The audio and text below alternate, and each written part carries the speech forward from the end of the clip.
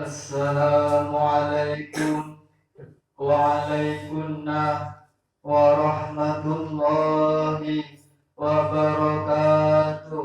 Waalaikumsalam warahmatullahi wabarakatuh. Bismillahirrahmanirrahim. Alhamdulillah, salatu wassalam alaika wal ali ya khairal anam. Rabbun karim wa anta dhu khulqin azim. Fasfalana indal karim. Ya ayyuhal khatu salamullah alaika rabbini bi'idillah wanzur ilayya sayyidi binadrah musilati lil hadratil aliyah amma ba'du. Hadratul kurama, para alim wal ulama, Bapak Kiai Bunyai, wabil khusus beliau al-mukarram Bapak Kiai Muthalib yang saya muliakan dan saya doakan. Yang terhormat kepada para jajaran Dewan Guru Pondok Pesantren Al-Hizmu beserta pengurus-pengurusnya, wabil khusus Bapak Lurah Saudara Muhammad Ridwan yang saya muliakan dan saya hormati. Dan tidak tertinggal pula kepada para teman-temanku santriwan, santriwati Pondok Pesantren Al-Hizmu yang saya bangga-banggakan dan saya cintai.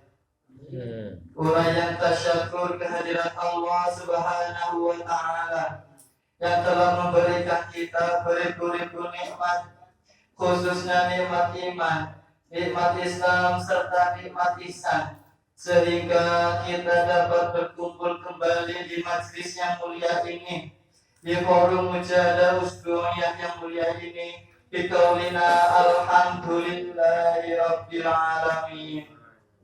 Uraian salawat serta salam kepada baginda Nabi Muhammad sallallahu alaihi wasallam yang seindah-indahnya, yang setepat-tepatnya, bi qaulina as-salatu wassalamu alaika wa ala alika ya sayyidi ya Rasulullah. Salam ikraman, ta'ziman wa mahabbatan kepada para kekasih-kekasih Allah, para aulia-aulia Allah, wabil khusus beliau Rasulullah zaman wa awanihi wa syairi auliaillahi radhiyallahu ta'ala. Saya makmum kepada Ananda MC yang saya hormati. Hadirin hadirat yang dirahmati Allah Subhanahu wa Ta'ala, terutama untuk adik-adikku santri-santri baru Pondok Pesantren Al-Hizmu, dan mungkin kepada santri lama pun belum mengenal, belum mengetahui tentang sholawat wahidiyah dan ajaran wahidiyah. Apa yang dimaksud dengan sholawat wahidiyah? Sholawat wahidiyah yaitu rangkaian doa sholawat Nabi Muhammad SAW yang tertulis di dalam lembaran sholawat wahidiyah, termasuk tata cara dan adab pengamalannya. Dan juga apa yang dimaksud dengan ajaran wahidiyah. Yang dimaksud dengan ajaran wahidiyah yaitu bimbingan praktis lahiriah batiniyah yang berpedoman kepada Al-Quran dan Hadis dalam menjalankan tuntunan beliau Rasulullah Sallallahu Alaihi Wasallam, meliputi bidang Islam, bidang iman, serta bidang Islam, meliputi segi syariat, hakikat, makrifat dan akhlak. Ajaran-ajaran wahidiyah dirumuskan seperti lillah billah, li rasul bi rasul, li khas bil khas dan lain-lainnya.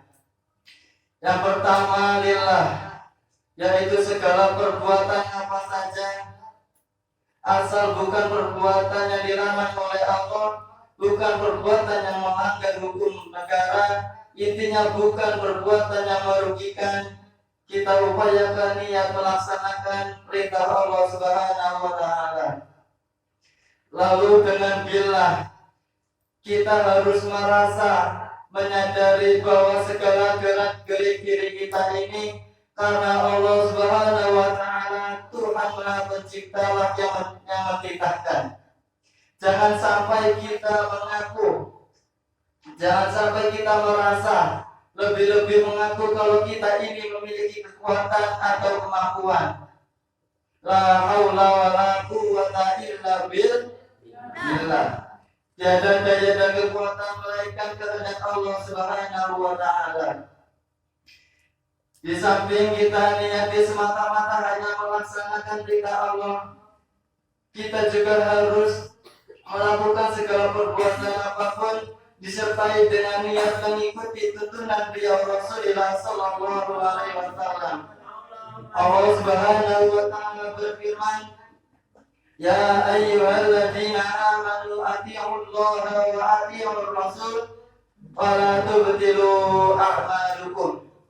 Wahai orang-orang yang beriman, taatilah Allah dan taatilah Rasul, dan janganlah kamu semua merusak amal-amalmu. Di samping merasa menyadar bila, kita juga harus menyadari, merasa bahwa segala perbuatan yang diridhoi oleh Allah atas jasa dan syafaat beliau Rasulullah Sallallahu Alaihi Wasallam, disingkat bir Rasul. Allah Subhanahu wa Ta'ala berfirman, "Wa ma arsalnaka illa rahmatan lil alamin." Jadi aku mengutus engkau wahai Muhammad melainkan sebagai rahmat bagi seluruh alam. Jadi penerapan billah dan bi Rasul itu merupakan realisasi dari praktek hati dari dua kalimat syahadat. Asyhadu an la ilaha illallah wa asyhadu anna Muhammadar Rasulullah. Hadirin hadirat yang dirahmati Allah Subhanahu wa Ta'ala, mengenai tentang sholawat wahidiyah yang merupakan sama-sama sholawat dengan sholawat lainnya. Yang berbeda yaitu hanyalah manfaat-manfaatnya dan faedahnya. Dan sholawat wahidiyah yaitu berfaedah untuk segala keperluan hajat. Lebih-lebih untuk menjernihkan hati makrifat billah wa rusulihi sallallahu alaihi wasallam. Mengenai hukumnya membaca sholawat, ada beberapa pendapat dari para ulama. Ada yang mengatakan wajib bil ijmal, ada yang mengatakan wajib satu kali semasa hidup, ada yang mengatakan sunnah, dan pendapat yang paling masyhur ialah sunnah muakkadah. Tetapi bacaan sholawat ketika tahiyat akhir dalam sholat itu hukumnya wajib, karena sudah menjadi rukunnya sholat itu sendiri menurut mazhab Imam Syafi'i. Tetapi bagi kita para pengamal sholawat wahidiyah, pada umumnya kita kaum mukminin, kaum muslimin, di samping memperhatikan pendapat para ulama, kita harus menyadari bahwa membaca sholawat kepada baginda Nabi Muhammad SAW itu merupakan kewajiban moral dan keharusan budi nurani tiap-tiap manusia, lebih-lebih kita kaum mukminin. Sebab yang pertama, kita diperintahkan oleh Allah Subhanahu wa Ta'ala untuk membaca sholawat. Bismillahirrahmanirrahim. Innallaha wa malaikatahu yusholluna 'alan nabi. Sesungguhnya Allah dan para malaikatnya bersalawat kepada Nabi Muhammad sallallahu alaihi wasallam. Ya ayyuhalladzina amanu shallu 'alaihi wa sallimu taslima.